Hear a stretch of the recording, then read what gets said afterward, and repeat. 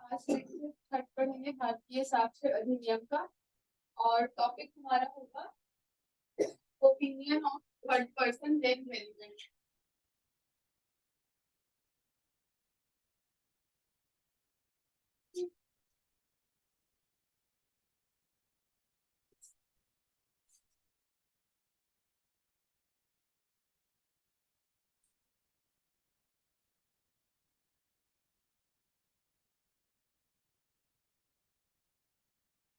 ये हमारा पार्ट 2 में आता है।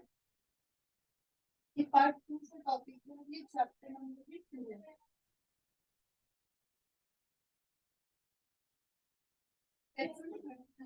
स्टार्ट होता है सेक्शन 39 में। सबसे पहले बोलता है ओपिनियन ऑफ एक्सपर्ट।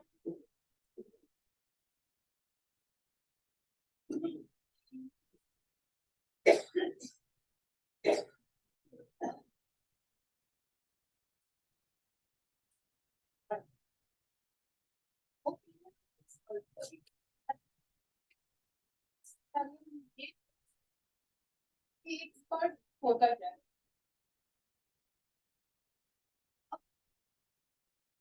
एक्सपर्ट एक ऐसे पर्सन को बोला जाता है जिसके पास एक्सपीरियंस हो, जो कि उसको उस सब्जेक्ट में ट्रेनिंग दिया गया हो और वो अपने ओपिनियन को एक्सप्रेस करने में सक्षम होता है।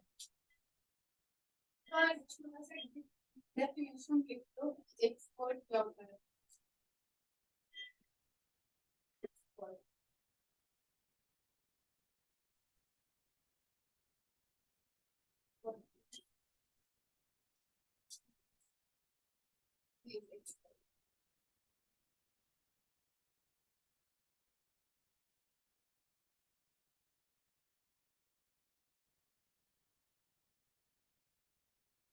नोट डाउन करते हैं।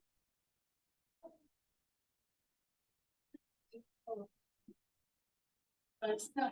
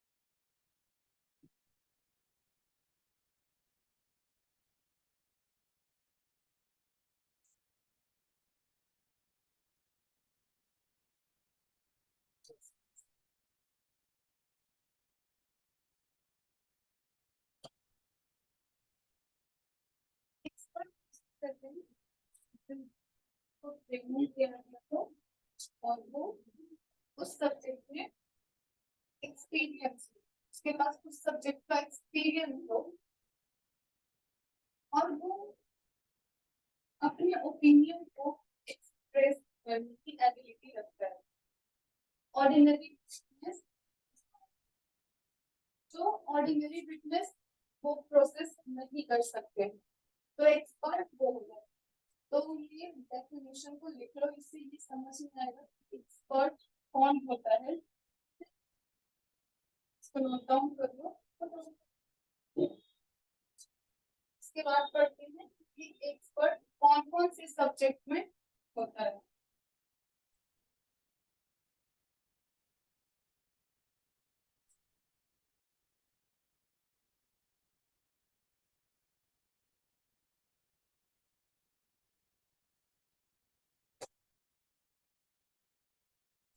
कौन कौन सी सब्जेक्ट के लिए हमें एक्सपर्ट की ओपिनियन का नीड होता है। इसको भी नोट डाउन करते जाना, बिल्कुल शॉर्ट में बताएंगे। इससे क्या होगा कि इजीली समझ में आ जाएगा कि हमारा सेक्शन 39 कहना क्या चाह रहा है।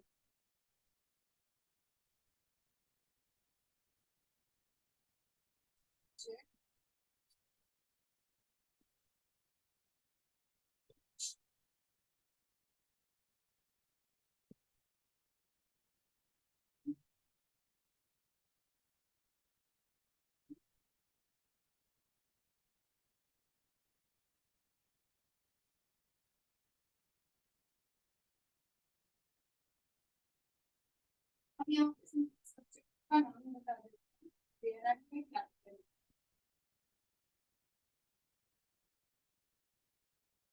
फॉरेन लॉ, सेकंड हमारा आ जाएगा जब कोई क्वेश्चन आ रहा हो साइंस से, साइंस। और हमारा आ जाएगा identify, identity of handwriting.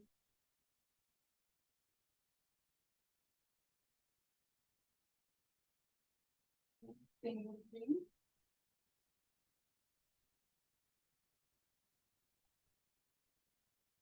Finger impression, finger impression.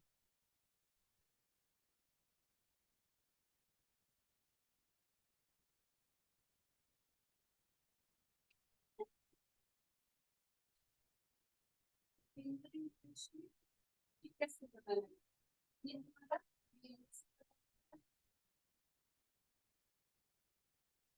इसमें मतलब एक्सपर्ट जो होते हैं वो बताते हैं एक्सपर्ट,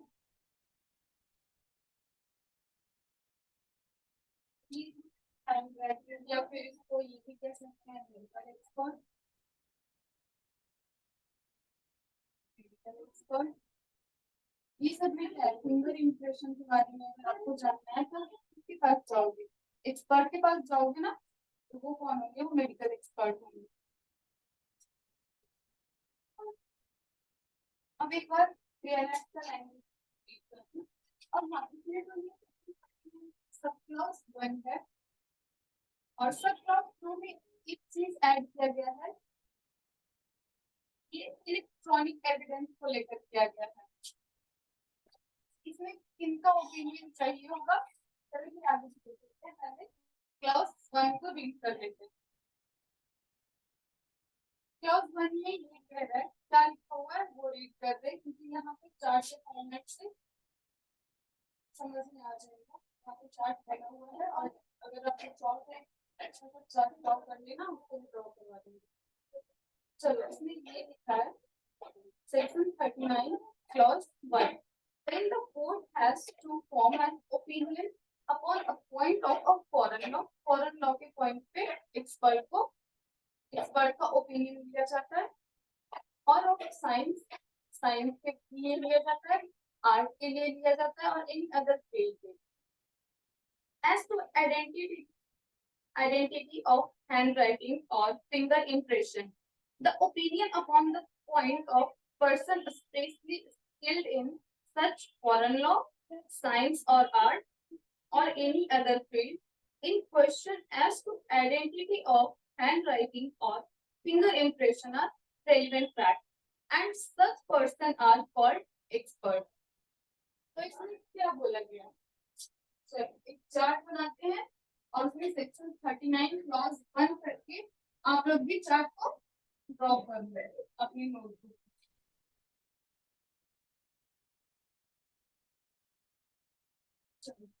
चार्ट बनाओ।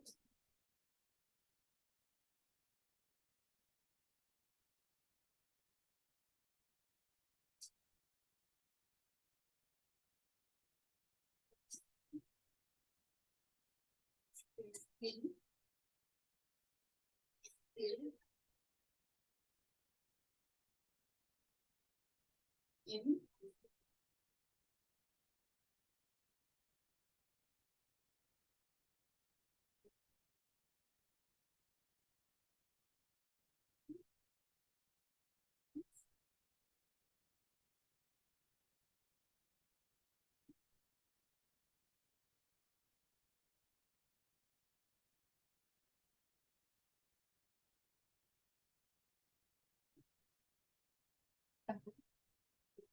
Any other field is applied.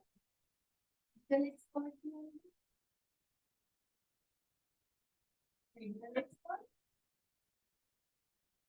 medical expert भी क्या होता है? फिंगर रेगुलेशन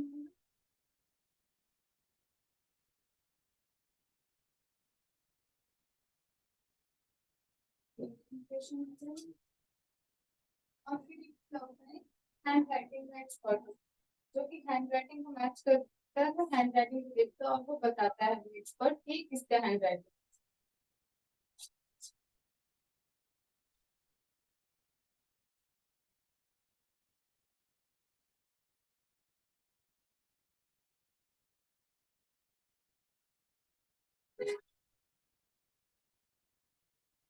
ये तो 39 का सब क्लॉज 1 है। अब ये 39 का 39 का सब क्लॉज आप लोग इसको अलग से ड्रॉ करना। ये ड्रॉ करने के बाद इसके नीचे आप 39 क्लॉज 2 को ड्रॉ करना। इसमें इलेक्ट्रॉनिक एविडेंस का बात किया ये पहले इंडिविजुअल एक्ट में क्लॉज करके दिया हुआ था, इसमें क्लॉज करके दिया हुआ है इलेक्ट्रॉनिक एविडेंस में इन द फॉलोइंग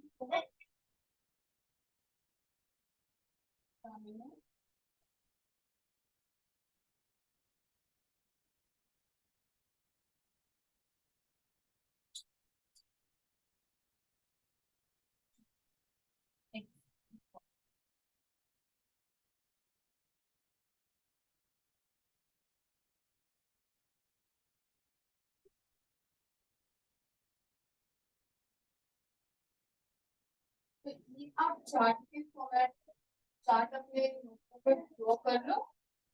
तो एक बार देखोगे ना तो ये समझ में आ जाएगा कि 39 सब क्लॉज 1 क्या बात करता है, क्लॉज 2 क्या बात करता है। इसके बाद आ जाओ सेक्शन 14।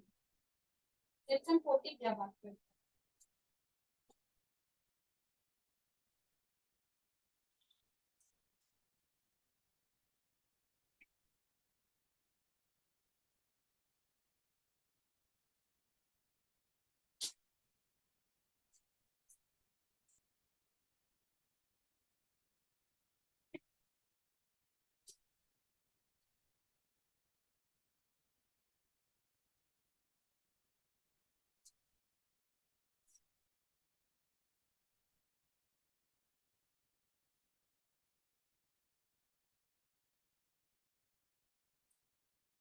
सेक्शन 40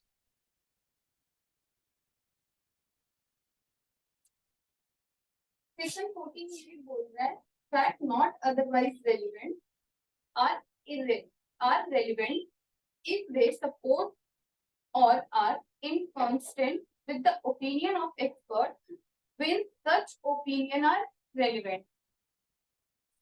चलो इसको भी समझते हैं।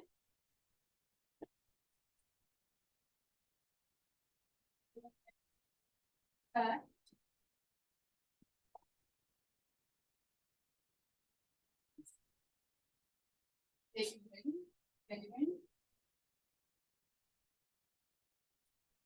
but ये तो समझ में आ रहा है ना कि मान लो एक एग्जांपल लेते हैं जैसे ए और बी के बीच में कुछ डिस्प्यूट चल रहा है और एक कोई फैक्ट बोलता है कुछ बोलता है जो कि रेलिवेंट नहीं होता है, मतलब कोर्ट को ऐसा लगता है कि वो रेलिवेंट नहीं है। बट अगर वही सेम चीज सेम जो ए बोल रहा है अगर कोई एक्सपर्ट पर्सन बोलते एक्सपर्ट का ओपिनियन हो वहां पे ये रेलिवेंट होगा, वहां पे ये क्या होगा, वहां पे ये रेलिवेंट होगा। सेक्शन में बस यही बोला गया था और ये सब जितना भी सेक्शन करा रहे हैं वो सब इलस्ट्रेशन भी करते जाना आप लोग। इंडियन एविडेंस एक्ट का एक ही इलस्ट्रेशन जो मतलब न्यू लॉ है भारतीय साक्ष्य अधिनियम का, एक ही जितना भी अभी टॉपिक सीरीज में करवा रहे हैं ना सीरियल वाइज, एक ही उसका इलिस्ट्रेशन नहीं छोड़ना है, क्योंकि इसका सारा इलिस्ट्रेशन बहुत इंपॉर्टेंट है। अब आ जाओ सेक्शन 41।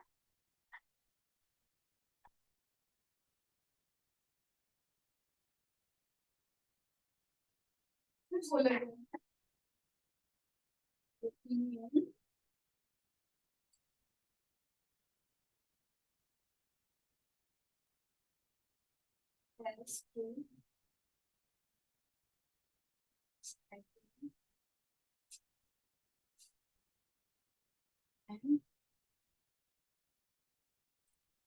sure.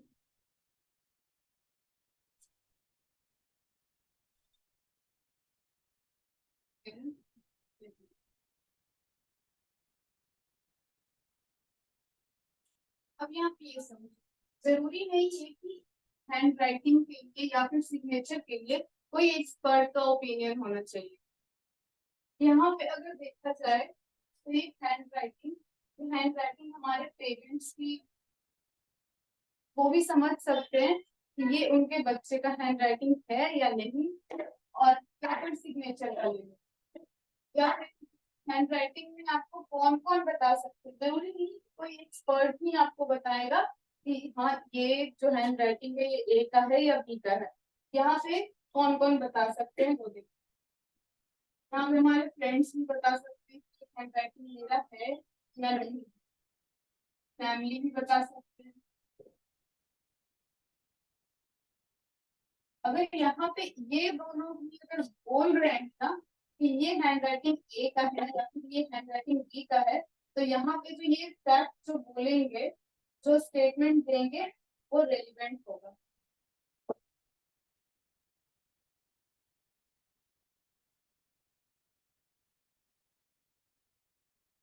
सेक्शन 41 हमारा यही बात करता है, यही बोलता है।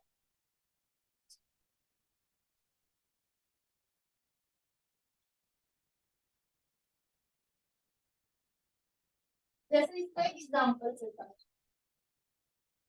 अब मान लो ए कोई स्टूडेंट है, बी टीचर है, तो ए क्या करता है, अपना आंसर राइटिंग अपने टीचर को मंथली या फिर वीकली टेस्ट जो भी होता है, तो वो टीचर को सबमिट करता है।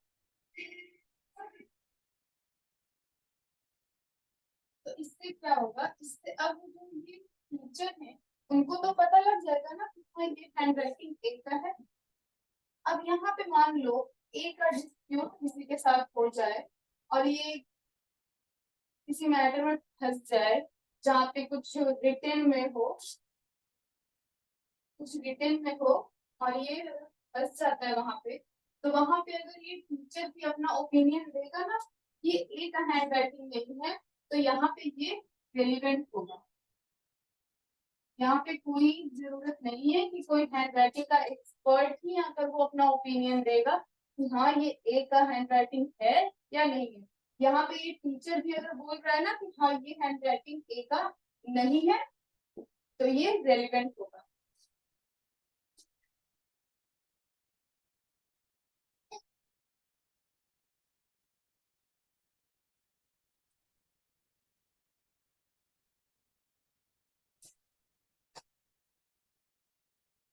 अब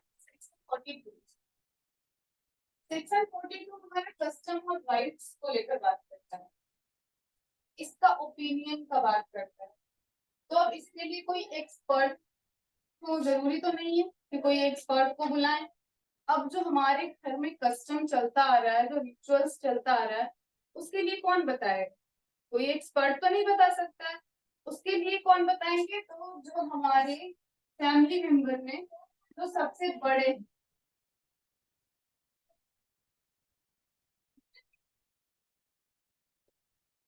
मान लो ए बी डी, ये फैमिली मेंबर है, और ए जो है इस फैमिली का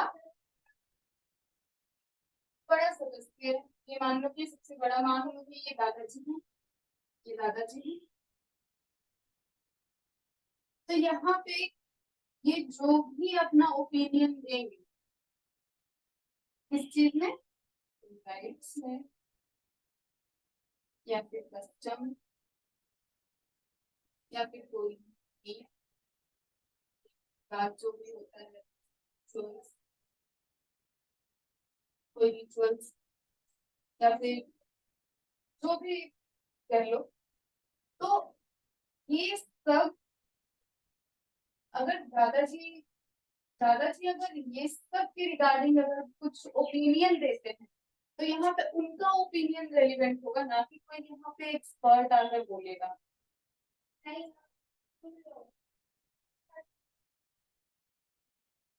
चलो अब 42 को रीड कर,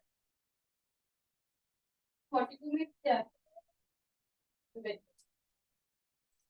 और जो भी हम एग्जाम्पल बताते हैं ना करके या फिर कुछ भी, वो सब भी लिखा करो। उससे क्या होगा, एग्जाम्पल जब भी पढ़ोगे ना तो आपको वो टॉपिक बिल्कुल अच्छे से समझ में आएगा।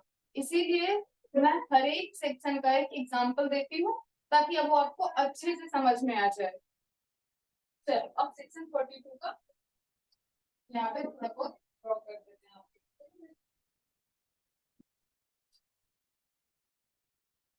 ओपिनियन एज टू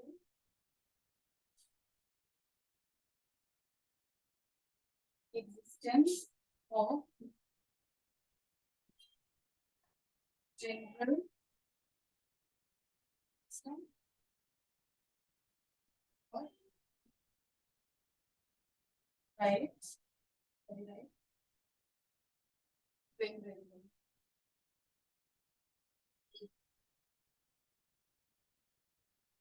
चलो एक और एग्जांपल मैं फिर से दे देती हूँ और वो आप लोग ड्रॉ भी करो।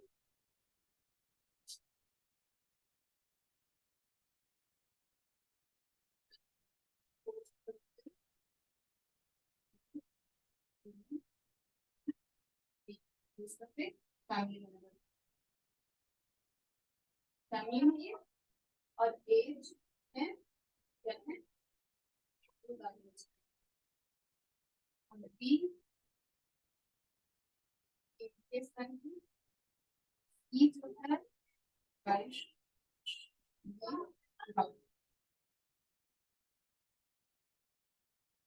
अब अगर किसी भी जनरल कस्टम या फिर राइट्स को लेकर या फिर कोई रिवाज को लेकर अगर यहाँ पे कुछ डिस्प्यूट होता है इन तीनों में, तो वो किनका ओपिनियन है, जाहिर सी बात है ना कि अब यहाँ पे दादाजी अपनी एग्जिस्टेंस में है, यहाँ पे बोला है ना दादाजी यहाँ पे, तो जब इन तीनों में कस्टम या राइट्स को लेकर कुछ डिस्प्यूट होगा तो दादाजी का ओपिनियन दिया जाएगा, ना कि यहाँ पे कोई अलग से एक्सपर्ट आएंगे। तो यहाँ पे जो दादाजी ओपिनियन देंगे ना वो रेलिवेंट माना जाएगा, माना क्या जाएगा, रेलिवेंट होगा। 42 में हमारा बस इतना ही। अब आ जाओ सेक्शन 43 में।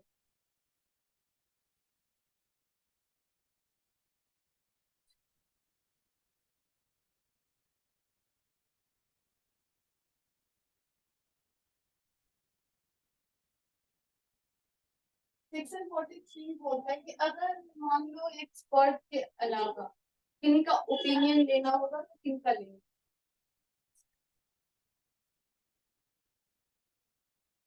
ओपिनियन ऑफ यूसेज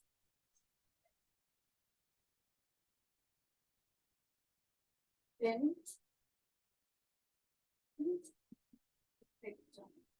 ये सब कब रेलिवेंट,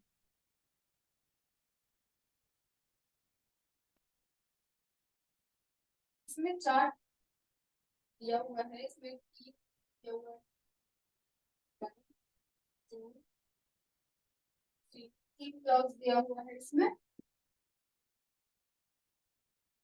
सबसे पहले तो हमारा आ जाएगा एनी बॉडी ऑफ मैन और family.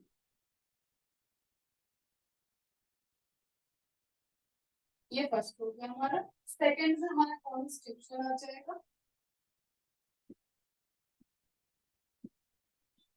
Constitution and governance.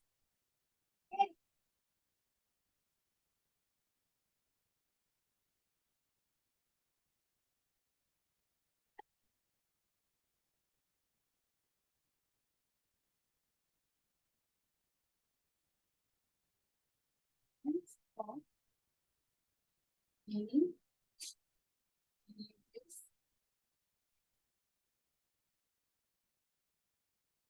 or charitable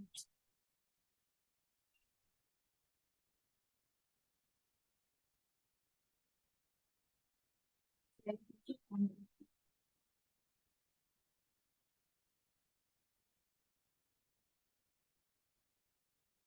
third class क्या कहता है हमारा, क्लासेस ऑफ पीपल।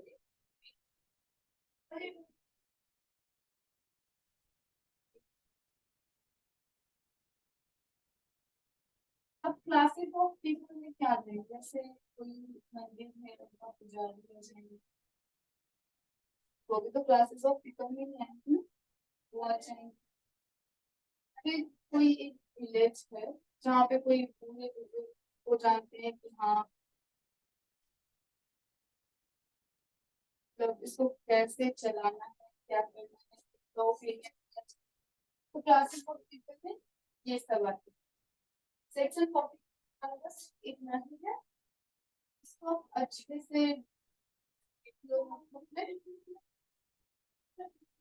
के बाद हमारा आ जाता है opinion on relationship when relevant. As of section 44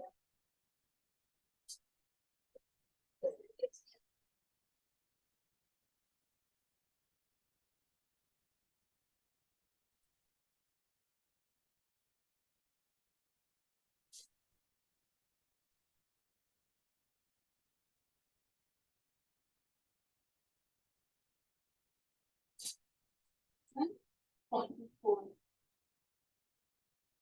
opinion on relationship.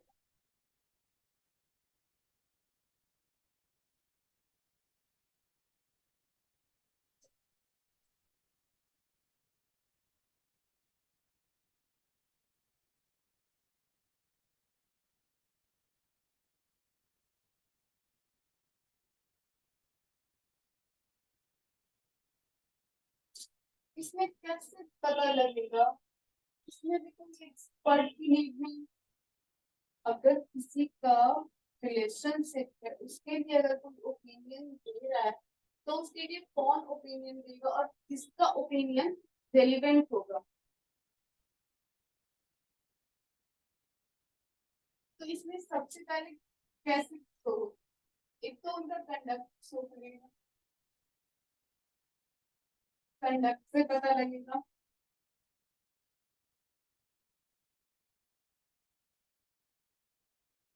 या इसके फैमिली बता सकते हैं, फ्रेंड बताए, नेबर, इन लोगों से ओपिनियन लिया जाएगा। एग्जाम्पल के लिए देख लो, मान लो ए और बी दोनों एक साथ रहते हैं, एक घर में दोनों एक साथ रह रहे हैं और इनका जो कंडक्ट है वो ये बोलता है कि ये दोनों हस्बैंड वाइफ के जैसे रह रहे हैं। इनका जो जो भी कंडक्ट है उससे ये शो होता है कि ये दोनों हस्बैंड वाइफ है। तो ये दोनों हस्बैंड वाइफ हैं, ये इसके बारे में कौन ओपिनियन दे सकता है, इनके फैमिली देंगे, इनके नेबर भी बताएंगे कि हाँ ये दोनों हस्बैंड वाइफ की तरह रहते हैं, इनके फ्रेंड भी बताएंगे। तो इन लोगों का जो ओपिनियन होगा यहाँ पे वो रेलिवेंट होगा।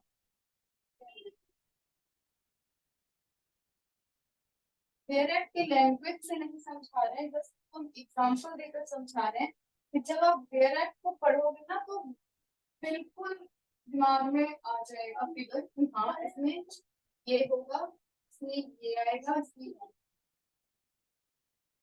इसीलिए एग्जाम्पल देकर समझा रहे हैं। अब आ जाओ section 45।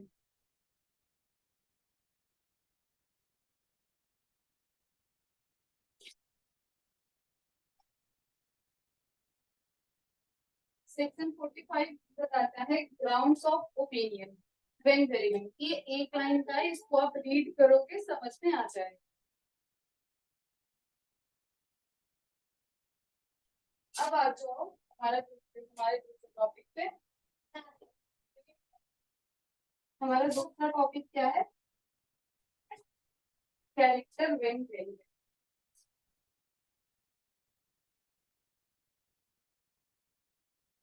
Character when varying.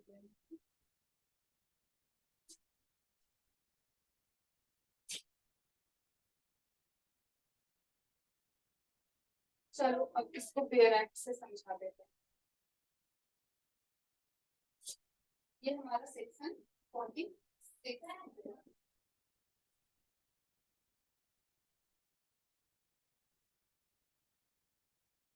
In cases character to prove conduct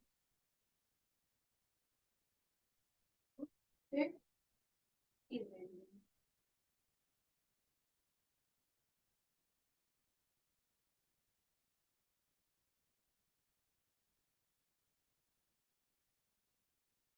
मतलब सिविल केस में अगर कोई कैरेक्टर को प्रूव करेगा ना उसके कंडक्ट को, तो वहां पे उस सिविल केस में इररिलेवेंट होगा। इसका एक एक्सेप्शन है। अगर सिविल केस में मान लो कोई किसी को बहुत भद्दी भद्दी गालियां दिया हो, तब वो सामने वाला अगर उस केस में बोल रहा है कि हाँ ये तो बैड कैरेक्टर का है, तो वहां पे उसका कैरेक्टर को रेलिवेंट माना जाए। सेक्शन 46 हमारा बस इतना ही बोलता है।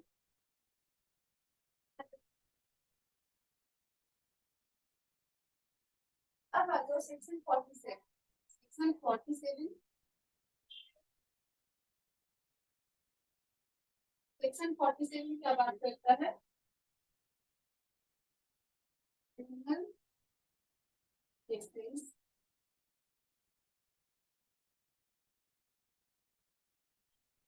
इस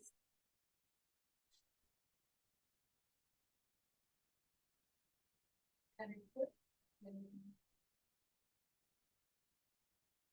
अब मान लो क्रिमिनल केस चल रहा है, उसमें अगर उसका प्रीवियस कैरेक्टर को अगर अच्छा बोल रहा है, मतलब उसको सही बता रहा है कि हाँ कि ये अच्छे कैरेक्टर का इंसान है, तो वहां पे जो उसका कंडक्ट, जो उसका कैरेक्टर होगा, उसको रेलिवेंट माना जाएगा।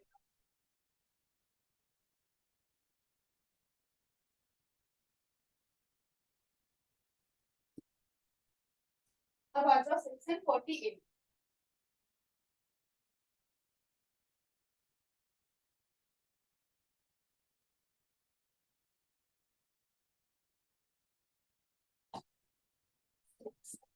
फोर्टी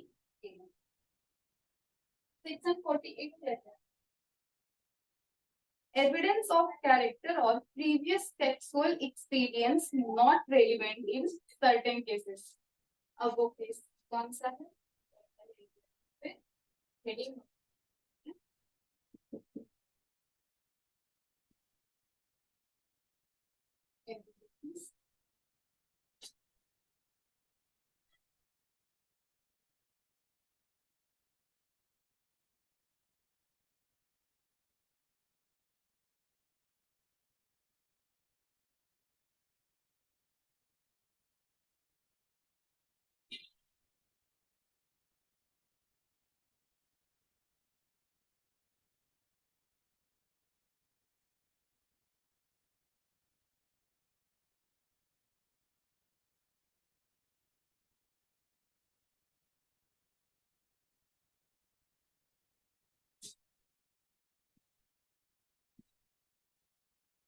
13 अब 13 क्या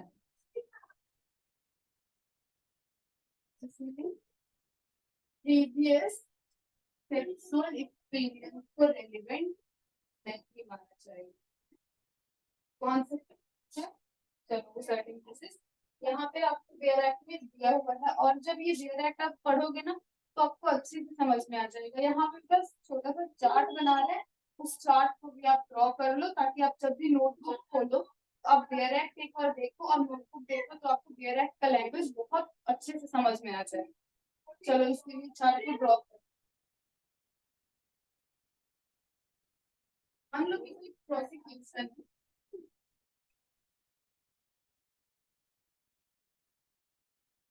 प्रोसिक्यूशन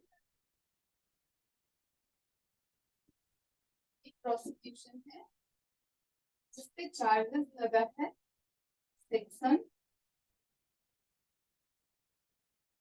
64, 65, 66,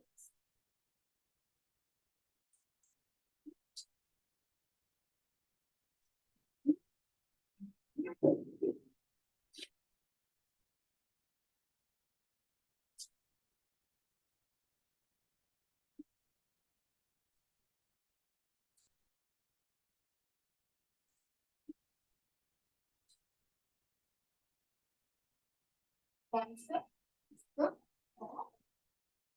पीएनएस हमारा पहले आईपीसी था जो अब बन गया भारतीय न्याय संहिता।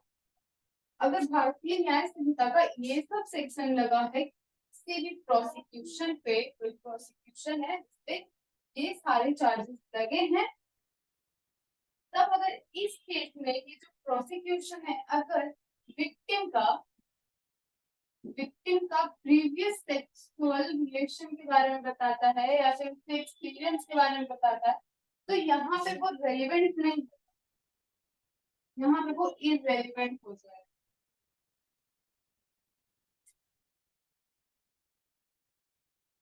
अब जैसे मान लो इस पे चार्जेस लगा प्रोसिक्यूशन बोल रहा है विक्टिम के बारे में, इसका कैरेक्टर तो पहले से ही खराब है, इसका पहले से बहुतों के साथ रिलेशनशिप में आई है और ये पहले से ही बहुत गंदी कैरेक्टर की लड़की है।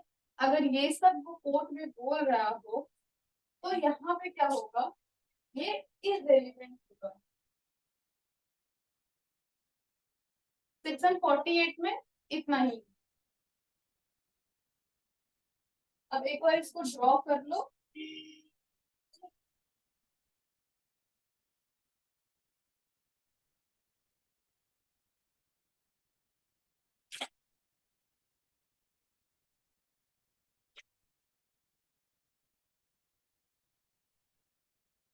इसके बाद एक सेक्शन और है जो सेक्शन 2 का क्लॉज 2 है। सेक्शन 2 का क्लॉज 2 को भी एक बार पढ़ लेते हैं। तो पहले इसको ड्रॉ कर लो आप।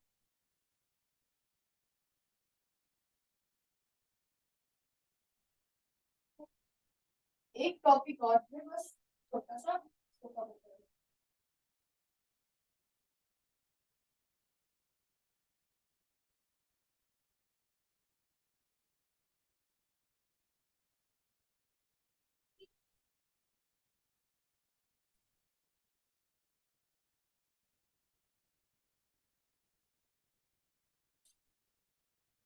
ये हमारा सेक्शन का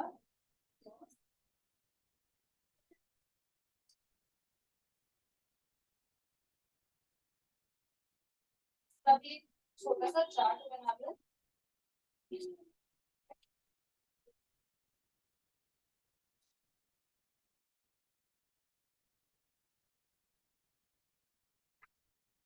तो इसका चार्ट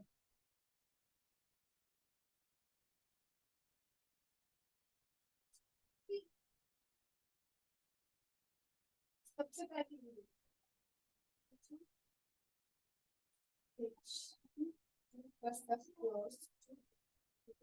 पैरी मटेरियल क्लॉज। ठीक है, ये पैरी मटेरियल क्लॉज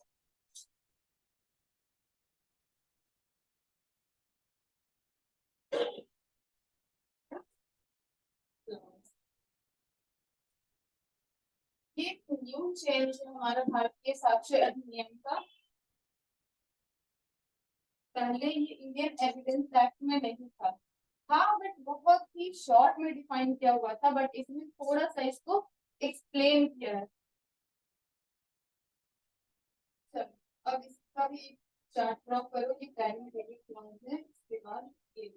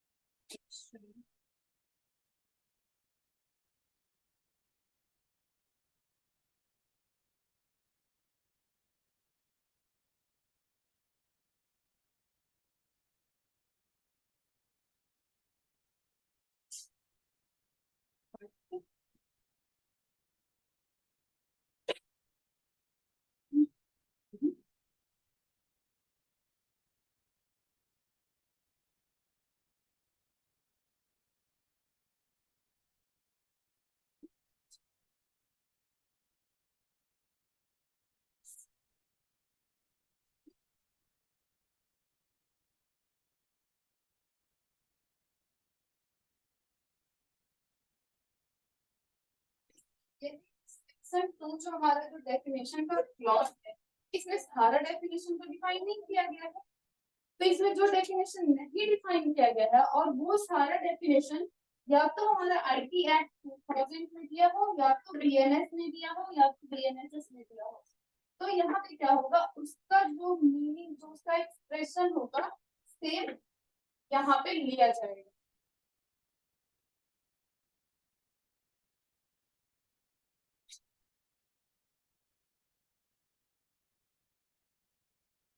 अब ये लेक्चर नंबर 1 से 3 तक इतना में अगर आप लोग किसी किसी को भी कहीं पे भी डाउट है तो आप नीचे दिए गए टोल फ्री नंबर पे कांटेक्ट कर सकते हैं। और आपको अगर नोट्स चाहिए तो उसके लिए भी आप बोल सकते हैं। नोट्स हैंड रिटन नोट्स होगा।